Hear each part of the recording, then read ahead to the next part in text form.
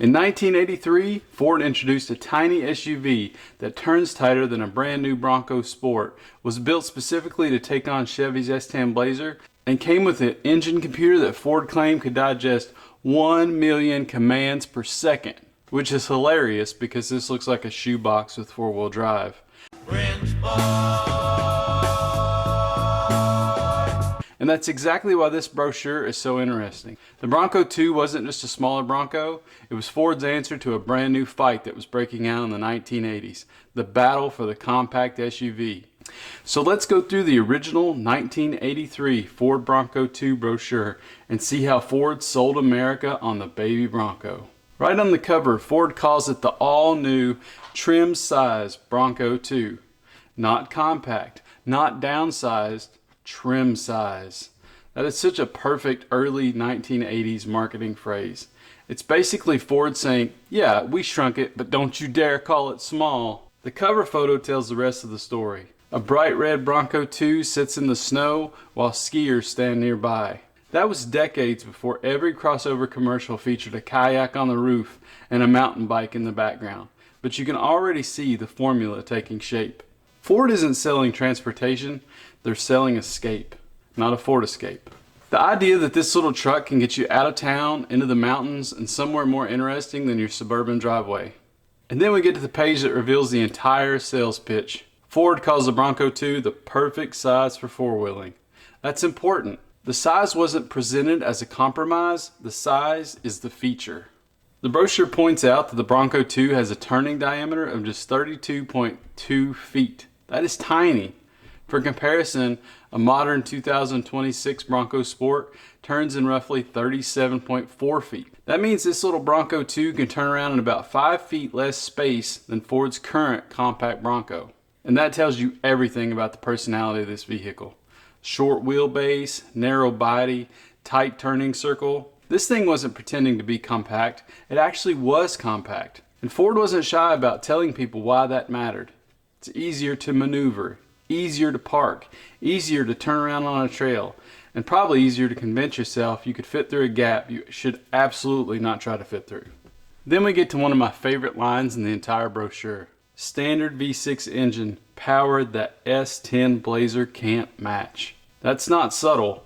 Ford specifically names the competition directly. The Chevy S10 Blazer had already arrived, and Ford clearly viewed that as the target. This brochure isn't introducing a vehicle in a vacuum, it's introducing their counterpunch. Ford looked across town, saw the S10 Blazer gaining attention, and responded with its own compact SUV, and immediately started talking trash. That's one of the reasons this brochure feels so alive.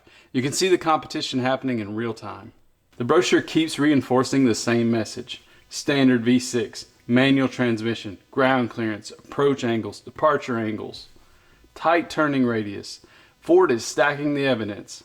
Small does not mean weak. Compact does not mean soft. This is where the Bronco II starts making sense. People still wanted four-wheel drive and truck capability, they just didn't necessarily want a full-size SUV. So Ford took the Bronco formula, shrunk it down without completely removing its truck DNA. Then we arrive at what might be the most wonderfully 1983 page in the entire brochure, the engine section. Ford proudly introduces its EEC-IV engine control system and says it can digest 1 million engine control commands per second. 1 million per second. That sounds incredible, especially when it's attached to something that looks like a toaster oven with a spare tire hanging off the back.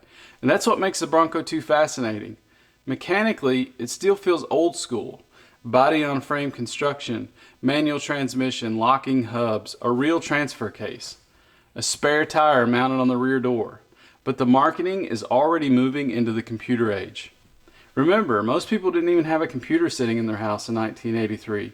So Ford is basically telling buyers that this little SUV has a computer brain that's managing the engine. Today, that's completely normal. But back then, that sounded futuristic. And that's one of the things I love about old brochures.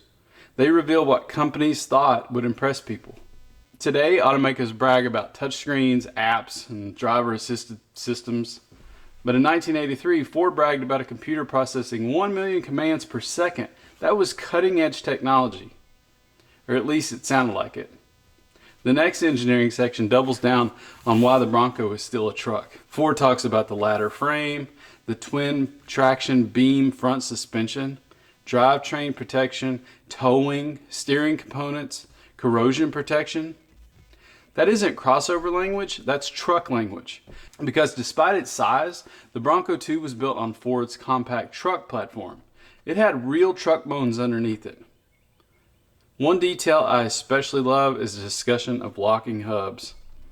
Manual hubs came standard, automatic hubs were optional, and that is such an old school four-wheel drive detail. Back then, engaging four-wheel drive really felt mechanical. You got out, you locked the hubs, shifted the lever, and immediately felt like you were preparing to cross the Yukon, even if you were really just trying to get through a muddy church parking lot. Ford also highlights towing capacity. Again, they're making the same argument. It's small, but useful. Compact, but capable. Little, but still a Bronco. Then we move into the styling and trim packages. Ford offered the standard Bronco II, the XLS, and the XLT. And honestly, the photography throughout the brochure is fantastic. We've got snow, we've got trees, mountains, outdoor gear. Every image is trying to convince you that your life is one camping trip away from becoming significantly cooler. The standard model is straightforward and functional. The XLS gets a little more sporty. The XLT adds comfort and convenience. More trim, more chrome, more of that I want a truck but I also enjoy door panels energy. But regardless of trim level, the message stays the same. This thing is adventurous. It has Bronco credibility, and it belongs somewhere outdoors. The interior pages reveal another interesting phrase. Ford calls the Bronco II a compact size family four-wheeler. And that's really the target audience. Not hardcore off-roaders, not ranchers, families. People who wanted something practical enough for everyday use, but adventurous enough to justify the Bronco name. The split fold rear seat gets special attention. Storage gets special attention. Ford is carefully balancing two identities, truck and family vehicle. That's a balancing act the SUV industry is still performing today. The difference is that the Bronco II had far more truck in its DNA than most modern compact SUVs. Then we arrive at the specifications. And once again, the number that jumps out is that 32.2 foot turning diameter. I know I get hung up on it, but that number tells you more about this vehicle than a horsepower rating ever could. The Bronco II was designed to be nimble, small, easy to maneuver, and that's why comparing it to a modern Bronco Sport is so interesting. The modern vehicle may be more powerful, more comfortable, more apps, vastly more sophisticated, but this little Bronco II is actually tighter, smaller, and more compact. Compact used to mean something different. The options pages are pure 1983. Cassette players, sliding rear windows, privacy glass, chrome trim, skid plates, tow packages, limited slip differentials, and then the color choices. Candy apple red, dark spruce metallic, Wimbledon white, bright bittersweet. Those names deserve their own award. You weren't just selecting paint, you were selecting a personality. The final pages cover safety features and service information, and they provide one last reminder of why the Bronco II fits in automotive history. This vehicle arrived right before SUVs exploded in the mainstream family transportation. Still feels connected to the truck world, still feels mechanical, it still feels simple. And that's exactly why it has so much charm today. So what's the real story here? The Bronco II was Ford's answer to a changing market. The S10 Blazer had shown that there was a demand for compact SUVs. Ford responded with a short wheelbase, body-on-frame, V6 powered little 4x4 that borrowed the Bronco name but created its own identity. This brochure tells that story perfectly. It calls out the S10 Blazer. It brags about the standard V6. It celebrates its tiny turning circle.